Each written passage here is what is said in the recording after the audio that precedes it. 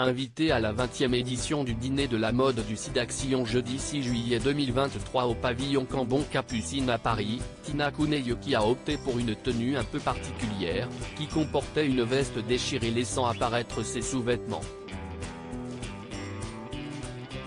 Organisée en partenariat avec la Fédération de la haute couture et de la mode, la 20e édition du dîner de la mode du SIDAction a réuni de nombreuses personnalités du monde de la mode, du cinéma et des médias, tous mobilisés en faveur de la lutte contre le VIH-Sida. Cet événement s'est tenu jeudi 6 juillet 2023 au pavillon Cambon Capucine à Paris. Événement incontournable en clôture de la Fashion Week parisienne, la soirée a permis de collecter 750 000 € au profit de la lutte contre le sida en France et à l'international, a indiqué la Fédération de la haute couture et de la mode dans un communiqué. Cette collecte de fonds est toujours nécessaire pour poursuivre le combat contre le virus du sida, financer la recherche pour trouver un vaccin, encourager encore et toujours le dépistage, et lutter contre les discriminations qui font le lit de l'épidémie de VIH, a aussi précisé le SIDAction. Parmi les différentes personnalités conviées à cet événement, on peut notamment citer Tina Kuneyeki. À cette occasion, le mannequin avait décidé d'arborer un look un peu particulier.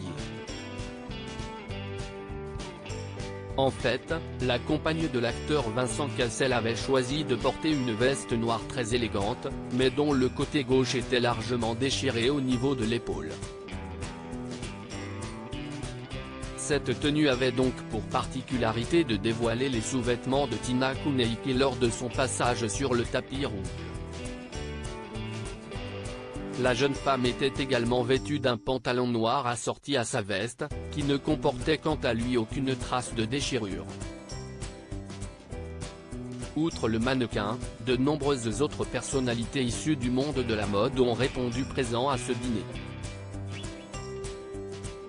Dîner de la mode du SIDAction, plus de 11 millions € récoltés en l'espace de 20 ans. Parmi ces dernières, on peut notamment citer le célèbre créateur français Jean-Paul Gaultier, qui n'est autre que l'ambassadeur du SIDAction, mais aussi Inès de la Fressange, ou bien encore Simon Porte-Jacquemus.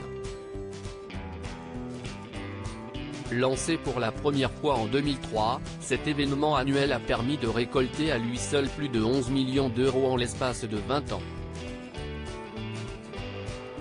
Cette mobilisation du milieu de la mode pour la lutte contre le virus de sida permet de financer des programmes de recherche, des associations d'aide aux personnes vivant avec le VIH en France comme à l'international.